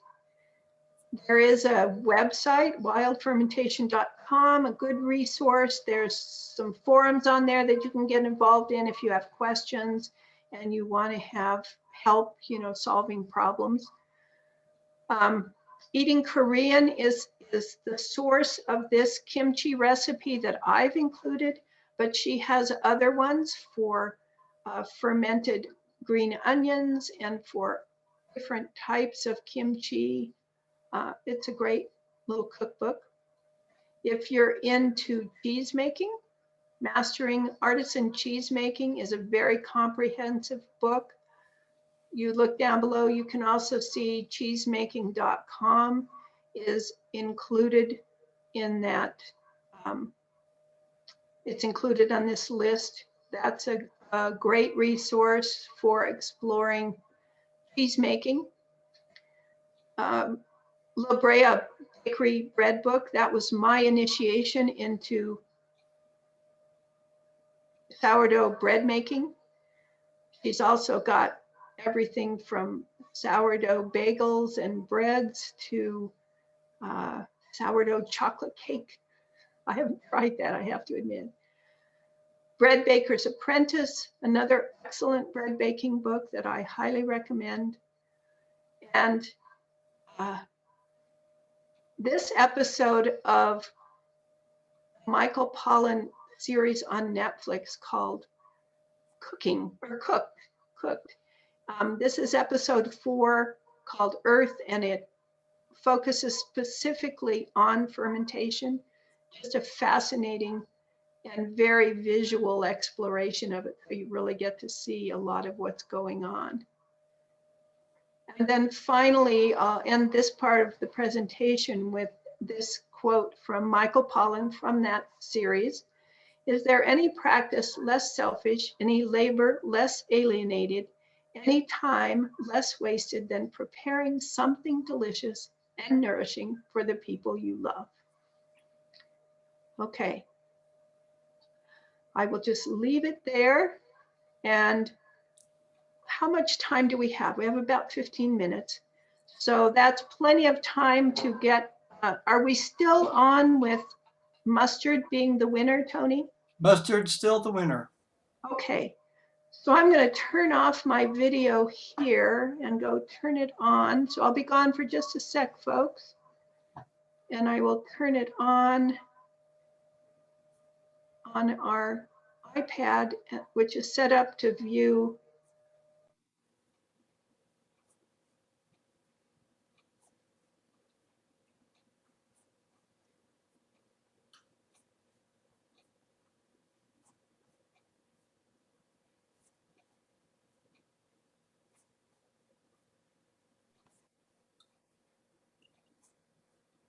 Do you see me?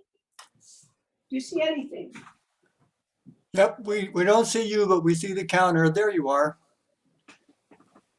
Okay, I don't see myself, so. Okay. So I have the stuff for sauerkraut here. We'll move that out of the way. Okay, let's stop for just a minute. What I have taking up most of the screen is the last thing, your last slide. Oh, I think we can I You guess probably I need can to just stop turn this sharing on off. that. Oh, wait, I'll stop sharing. There we go. Okay. Now I'm gonna close this one because I'm getting a lot of echo here. Okay, Tony, can you hear me? Yep. Okay. I am not seeing, oh, I guess I am right here. Okay. Will you, well, you can't do that. I don't have the recipe now because I've turned the presentation off. By the way, you guys, I wanted to show you this. This is the fermented hot sauce with the vinegar added, but before it's gone through a strainer or the blender. So this is what it looks like. This has actually been sitting around since the 16th of September. I just found it. So sometime today, I'll put this whole thing in the blender and grind it all up, and then we'll do a comparison here at home as to how this hot sauce compares with one that has been run through the strainer. I think it'll be a little hotter, but it should be delicious. Okay.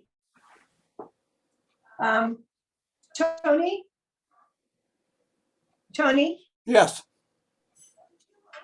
Could you open up the presentation on your computer and read me the recipe for the mustard? Because I don't have it now, because I turned that one off. In the meantime, I will wash my hands. Okay.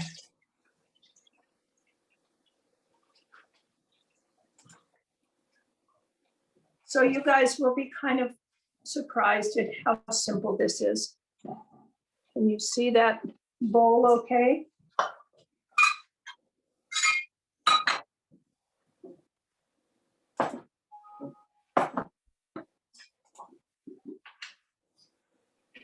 I don't know where your recipe is. What, honey? I don't know where your recipe is. It's at the very end. It's one of the last 10 slides. So what I have is some yellow mustard seeds. You can use just those. Some brown mustard seeds. You can also just make it with these. I like to use both because it makes an interesting color. Some apple cider vinegar. You can see there's a little mother in it. Some salt, which this is refined sea salt, and some honey. You don't have to use honey. You could use sugar. You can have no sweetener in this mustard if you prefer. It won't hurt anything. So we're going to start by adding, you know what, I think I'll just put them straight into this jar. And I'm waiting for Tony to find the recipe. Oh, right, you can bring it over here. Just put it right there. Okay. So I'm going to put 3/4 cup of mustard seed. Sorry, 3/4 cup of vinegar. And then I'm going to actually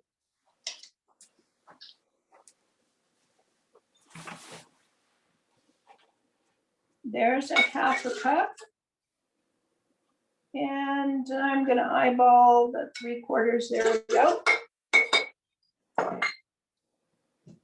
It doesn't take a lot of mustard seed. And you can expand this a lot. You don't have to just do this small amount. I've made big batches of this to give as Christmas presents and expanded it, 5 times this. So I've got a 1/4 cup measuring cup. Those go in there. I'm going to use both kinds, but like I said, you can use one or the other. I would recommend that you buy these in bulk because they can be quite expensive in those little spice jars. But I think you can get them at places like Winco and other bulk foods places. Okay, so we've got these in here. This would sit for at least 8 hours, and most likely, depending on how mustardy I want it to be, this would sit for a day or two. The mustard seeds will swell up and get, well, they just look bigger. They'll fill this whole area where the liquid is. And then at that point, I'm going to cover this with my lid. Oh, there it is. I'm not covering it tightly, just putting a lid on it. And as I said, this will sit for a few hours to 2 days. The longer it sits, the spicier it will be. Eventually, you're going to ferment it again later. When this is fully hydrated in that 8 hours to 2 day period, then I'm going to put this mixture along with either a little bit of honey or none at all. You don't have to use honey or sugar, and a little bit of salt. And then all you do is put it in the food processor and grind, or a blender, grind that puppy up until it's the texture that you like. Let me show you the one that I have.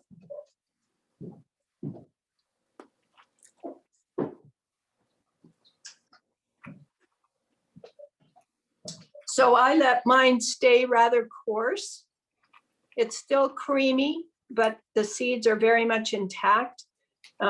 Well, they're not fully intact, but they're not totally broken down either.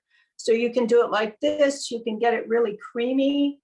You can have it even coarser than this if you like. And then you let it stand. Once that's done, you pack it into your jar and you let it stand at room temperature until you like the level of spiciness that it has. So that might be 1 day, might be 2. I guess if you really liked it hot, you could let it go 3 days. Then you stick it in the fridge and you've got your mustard. And my recipe says that it can hold 3 months or longer. This one was made in February of 2019. So it's now 2 years old and it's still very edible. So 3 months is the bare minimum. So that's how you do mustard. We have a question. Pardon me, honey? We have a question. Okay. Can we grow our own mustard seed here? And if so, do you know which seeds to order for this? And then another one is, have you ever fermented ketchup? Okay, I'll start with the mustard seed one. Yes, you can. We have done it with the sprouts, and we took mustard seeds that we bought at the store and planted them, and they grew just fine. The season is long enough. It takes a lot of mustard plants to get sufficient seed, but you certainly can do that. The other question was fermented ketchup. Yes. Okay, I've made lots of ketchup, but I have never made a fermented ketchup. There is at least one recipe in the Sander Katz Art of Fermentation for fermented ketchup, but I have not done it. So do we still have time? Oh, we're pretty close, aren't we? I was going to say we could do a sauerkraut demonstration, but it looks to me like we're. Are there enough people who'd be interested in a sauerkraut demonstration to start that and then allow people to stick around for that or not? if you would like to see a sauerkraut demonstration, let Tony know via chat, and we can decide if it's something that we want to undertake here, or if we'll just let you read the recipe. Sure, since you've already got the stuff ready. Yeah, I do have it ready here. We could do it pretty quickly. Okay. Those of you who'd like to stick around for this, you're welcome to. If you want to move on, thank you for joining us. Please keep an eye out for any special classes that we might sneak in here between now and the start of the outside growing season. But we really appreciate your attendance and your participation in our first ever effort at online virtual classes. So thank you to those of you who aren't going to stick around. Those of you who are sticking around, I'm going to go ahead and start this. Here's my bowl. This is just such a straightforward process. You're going to love it.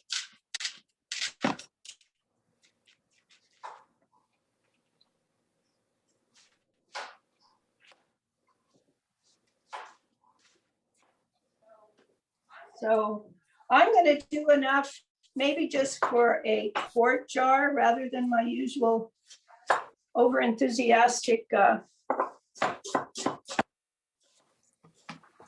half-gallon jar. And I'm going to do a combination of,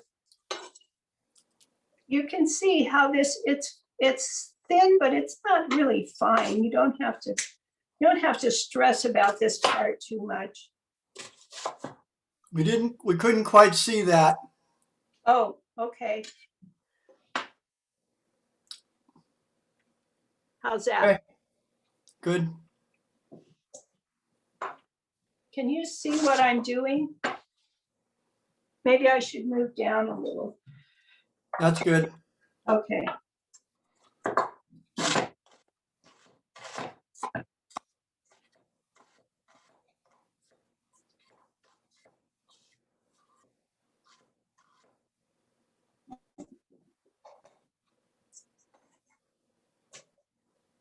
So this is going to be the amount of cabbage that you use is really totally informed by your vessel that you're going to put it in. This was going to go into this quart jar, but it'll go into a different one instead.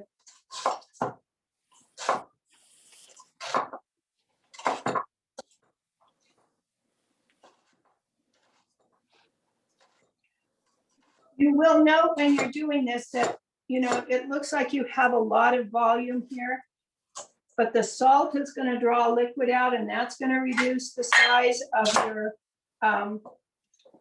the volume of your cabbage. Plus, you also are going to really pack it in that jar. It's very important when you're packing it in to press it really hard so that you're not leaving any air inside. And so what looks like is going to be way too much often is not. Okay, so here's the green cabbage. I think I'll stop there and do this purple cabbage. These are cabbages from my garden last year, which probably means they won't be quite as juicy as I would like. But they're what I've got, so they're going into it. So there's the purple cabbage going in. I will do all of this purple cabbage. You can put these cores in the sauerkraut too, because it'll just crowd up, but I'm taking them out.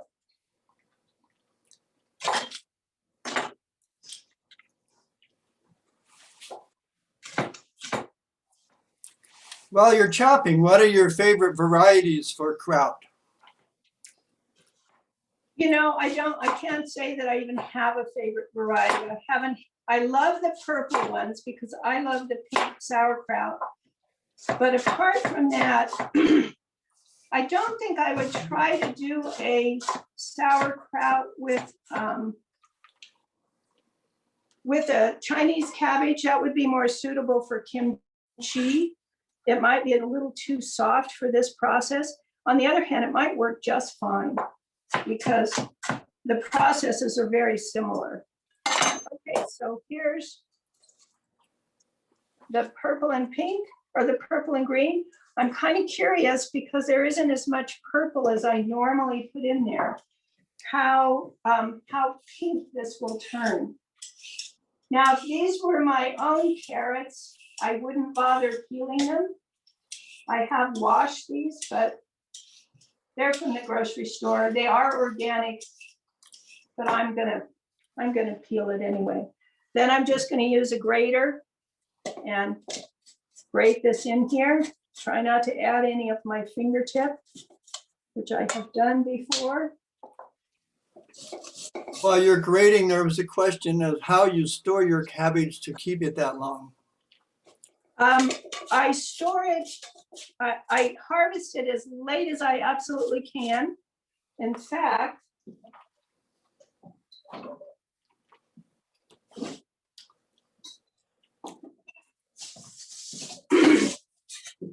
this is a cabbage variety that I just harvested 2 days ago. It wintered over in the garden, covered with straw and a cap, a tarp. And I had to peel off a little of the outer layer, but the rest of it, as you can see, was beautifully intact. It's about a 4.5 pound cabbage.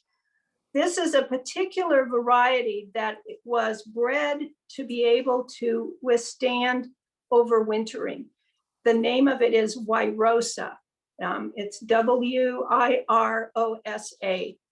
And this was the first year that I remembered to not harvest it so I could see if it actually would winter over.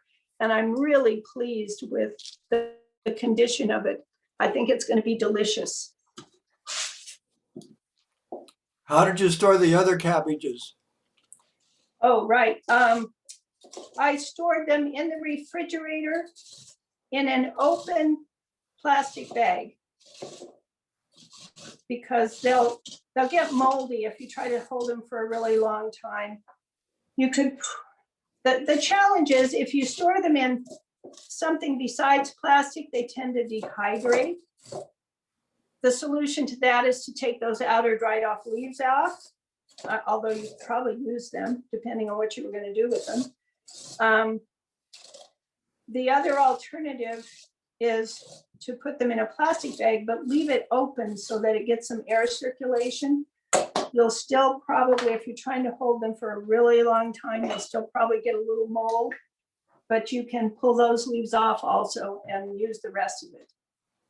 I have found that the longer they're stored, the less wonderful their flavor is, which is why I was really interested in trying this one, because you know it's been connected to the earth until a couple days ago. I have a feeling it's going to be very sweet, and it's obviously really, really crispy.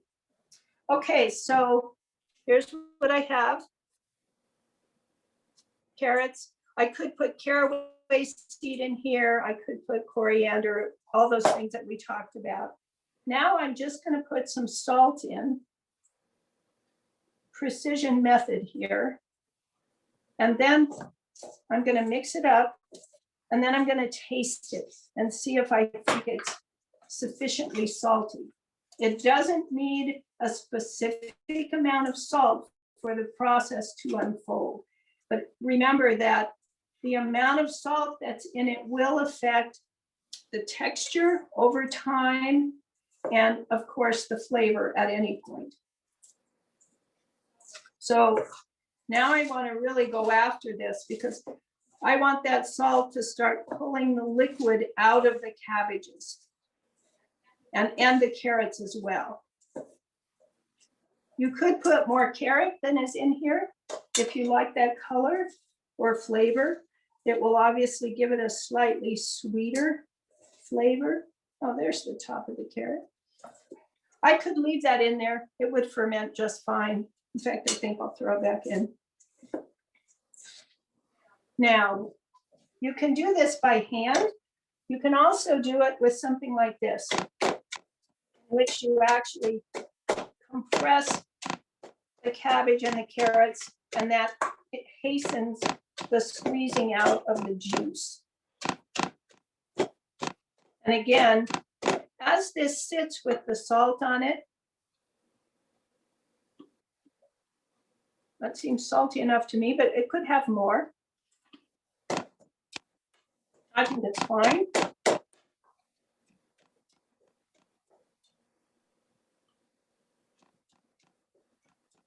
don't know if you can hear the difference in the sound, but it's already starting to sound a little squishier.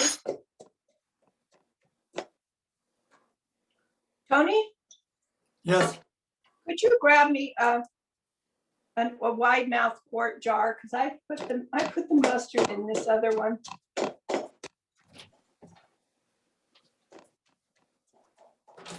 So this takes a few minutes for the salt to start drying the moisture out.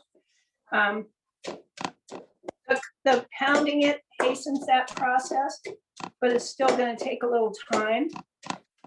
What you can do at this point is pack it into the jar and then watch what happens to the liquid level in the jar, which over time should increase. As I said, if you're using stuff from your garden and it's gotten a little bit dried out just because it's been hanging around so long, and you don't generate enough liquid, you can top it off with water. I've heard of people topping it off with wine, which would add an interesting flavor. You could top it off with a little salt water if you wanted to keep your salt concentration up. It's starting to get a little bit juicy already. Next, I will pack this into a jar. And I will use this same tool, but you could find something else that would work similarly to really let me push down in the jar so that I get it really packed. Oh, good, had a lid on. Oh, okay, we're gonna wash this jar and then we'll pack this in there. This would also be the point to, if you wanted to make a spicy sauerkraut, you could put some pepper flakes in here. You could put some whole red peppers. I found a chunk of cabbage here that is not cut up particularly small. That won't hurt anything. I can either slice it up because I want to be consistent, but I can throw it in there and this will ferment just fine. Okay. I think, yeah, that's plenty of salt. Thank you. That's my sous chef back there. Okay, here it goes in the jar. And I'm gonna pack this in as I go. The densest packing possible. So I won't wait until I get to the top. There's a tiny bit of liquid forming in there.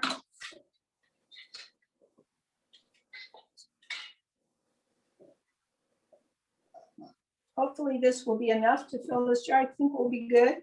Still packing it down really densely. If you found that the mixture you made didn't fill the jar completely, it would be fine to just cut some more stuff up and sprinkle a little salt on it and then, you know, pack it in there. I don't know if you can see that jar. No, I'll go this way. Okay.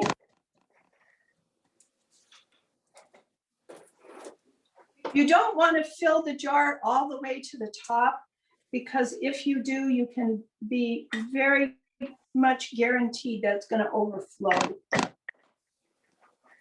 So, depending on, see, I thought this was going to fill this up, but it is not. So what I will do is I will chop some more cabbage. See how our time is. Chop some more, grate a little bit more carrot, and then I will fill this the rest of the way. But I'm going to show you the rest of the process so that you can see it first. So as this sits in this jar, you can see right now that there's no moisture to speak of. There's a little bit down at the bottom. But as the salt draws the moisture from the vegetables, that level of liquid will increase. And what I'm looking for is I'm going to put another 3/4 of an inch of stuff in here so that I have about 1.5 inches at the top. And I'm looking for this liquid to cover the top of whatever the top is. Okay. Once I'm convinced that I have enough liquid in there, there are a couple of methods of preparing this for the initiation of the fermentation. One of them, this is an airlock. It has a seal and another seal here. And what it does, I put vodka in here because it minimizes the danger of mold growing in this thing, which I've never had happen, but I didn't want to deal with it. So I use vodka, but you can also use water. You could use wine. You could use salty water. You screw this on, and then as the fermentation starts in the jar, there's a layer of water in here. The CO2 bubbles up. It will bubble up through and be released. Well, let me just show you how this works. See the holes in the top of this? The CO2 is released out of those holes, but this little bubble that's inside here, right here, this prevents any air from going back down the tube. So once the CO2 is pushing the oxygen out, what you end up with eventually is an anaerobic environment in here. So then you don't have to worry about the oxygen questions and mold, because there theoretically is no oxygen in there. If these seals are good, if this seal is good, there won't be any oxygen in there, and you can just leave this for a long period of time and not worry about it. The other method, if you don't have an airlock or you don't want to mess around with that, is to take a little bit of coffee filter and the ring of a canning jar lid and cover it like this. If you don't fill it too full, which can happen, that will work fine. You also need to attend, because you don't have the same control over the oxygen in your jar, you have to attend to keeping the cabbage under the surface of the liquid that's in the jar. And there are weights that you can buy that you just slip into the jar and they hold things down. You can sterilize a properly formed heavy rock that will do that. You can also take a sequence of clean plastic lids and put them in here, and then using another item, like for instance, this little cup. It's not quite deep enough for this level, but it would be if this was full. And then you can put a lid on it. And as you screw it down, these two things will leverage down onto the cabbage and press it under the liquid. The other way you can do, and probably the simplest way if you're not going to use an airlock, is to just put your weights in there and be sure you have your cabbage depressed under the liquid, and then just put a regular canning lid on it. The thing about this one is, once a day or so, you will notice this lid starting to bulge because of the buildup of CO2 in there once the process starts, which is usually, within 24 hours, you should see good activity going on. In which case, then you just vent the lid, let the pressure off, and tighten it back down again and let the process keep going. Again, in both of these cases where you're not using the airlock, you want to be sure that you keep the cabbage somehow pressed under the liquid, because if you don't, you will get mold on the surface. This is a great substrate for mold when it's not anaerobic. So What if you finished goof up it. and you get some mold on the surface?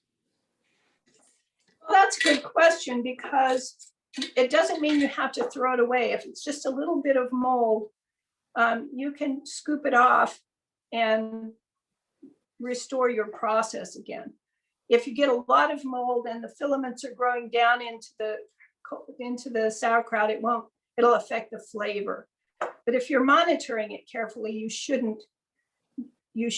be able to control any little bits of mold that are created. So for this one, I'll add a bit more sauerkraut with carrots and salt. Then I'll figure out some method for pressing it down. And actually I won't, because I'll be sure the liquid is above it, but I'm going to use an airlock. But if I wasn't going to use an airlock, I would press it down, put my lids on, and then vent it every day for, taste it. When you're using this method, especially, you can take the lid off and be sure you use clean utensils, and taste it until you like the tartness of it. And then you can just put the lid on and stick it in the fridge. So there you go, folks. Any other questions, Tony? No other questions have come in. There have been several people saying thank you. It's been really great. Okay, well, thanks, everybody. I think we're finished. This website, or this presentation will be up on the website by the middle of the week. And all our other presentations are also up there with links to watch the videos. Please let us know if you have any opinions about it, how you thought these online classes went. It's not our preference. We hope that next year we're back in person, but we are curious to hear what you thought of them. And if you have ideas for how we might improve them or for other topics, we welcome that kind of feedback. So thank you and goodbye. Have fun with your fermentation.